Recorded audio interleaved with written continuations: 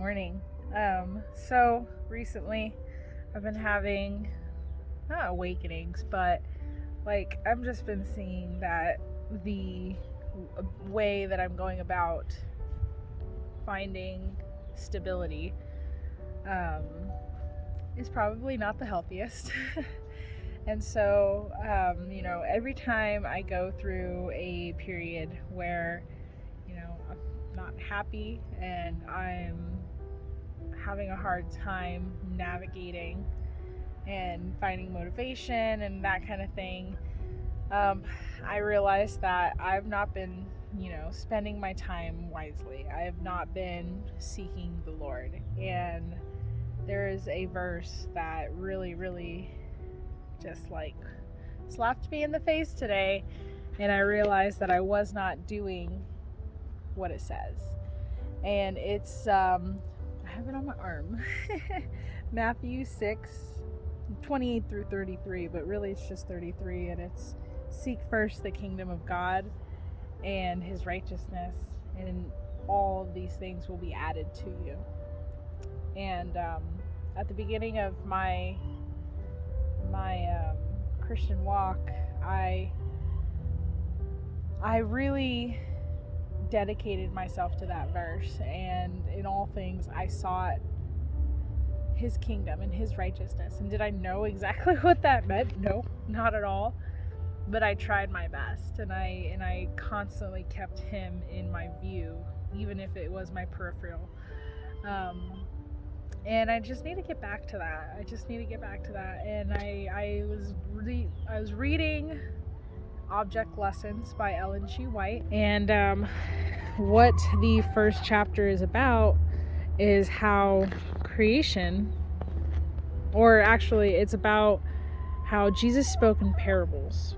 And though Jesus is not here walking on the earth with us now, and this is not his perfect creation, the book implored us to look at the lilies. And on the Sermon on the Mount, he implores us to look at the lilies, and he gave a lily to a child, and he said, well, I don't remember exactly what he said, but basically the gist of it all is that in every leaf, in every chicken, there's lessons. There's lessons to be learned, There's lessons to be learned, and there are opportunities to know God a little bit more in everything. Even though a chicken is a really, really gross, weird creature, it has something to teach us. In this vine, this vine has something to teach us. But we're not going to just automatically see the lesson and know. We have to have a humble heart. I have to have a humble heart to see what God is trying to teach us. Because if our heart is not humble, how can we learn? If we're not teachable, how could we learn? And if we don't slow down and just observe and ask God for eyes to see and ears to hear, and we're not going to. It says, ask and you shall receive, knock and it shall be open to you, seek and you shall find. So that's what I'm trying to do. That's what I want to be intentional about right now, because I know that my healing is not in psychology. It can help, but that's not where my healing is. That's not where my joy is found. That's where I was looking. So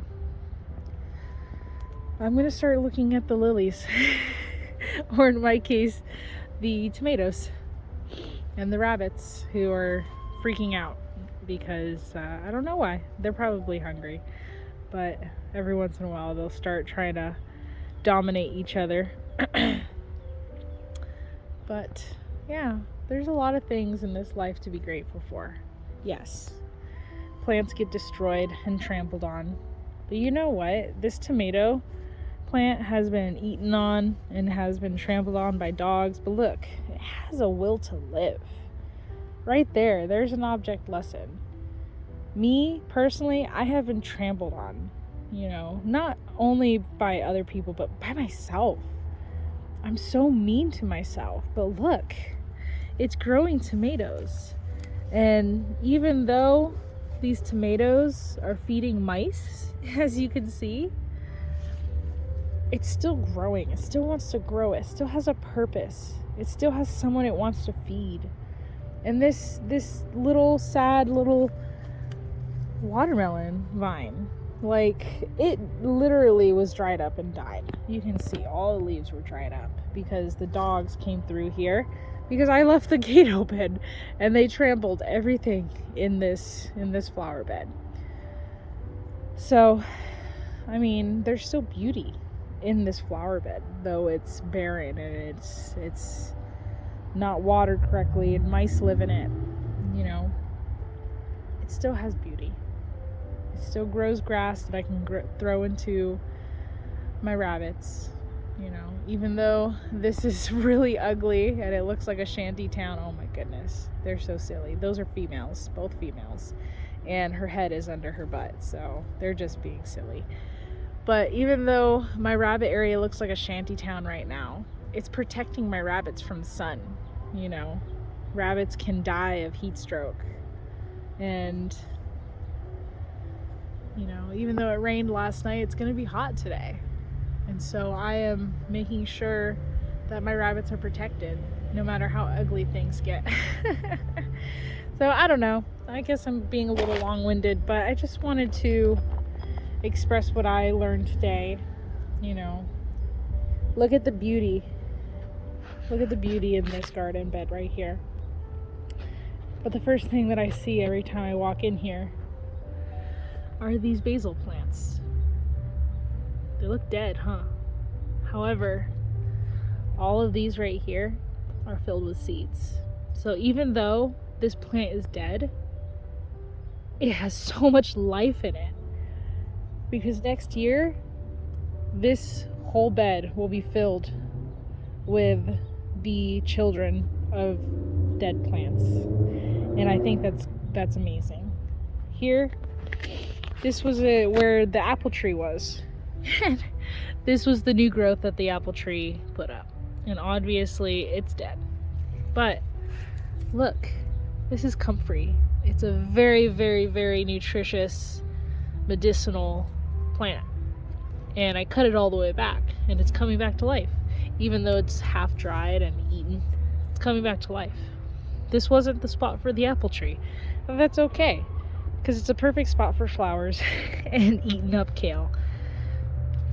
And I leave this kale kind of like fodder, because the bugs are attacking this, and they're not attacking my tomatoes. They're not attacking my peppers. So everything that is quote unquote dead, dying, eaten, attacked in this garden has a purpose. Look at my thyme. This guy right here, this is a ground cherry. And it's basically just feeding mice right now. But it was taking over, and so everything was kind of getting choked out. So I had to cut it back. But now it's walking into the walkways. And these are the little ground cherry vines that I cut off. But now it's going to be food and future plants. So I just love that. I just think that that's beautiful. But y'all have a beautiful day. I'm praying for you. I'm praying for you to have wisdom and guidance and love. And remember, God is always with you, and He loves you, and He wants to see you prosper, not only in wealth, but in spirit. More than wealth, in spirit. He wants you to be healthy and happy. He wants you to have the joy of the Lord and not just the joy of this world, because this world is a liar. And I'm not saying He's coming back tomorrow, but time is short.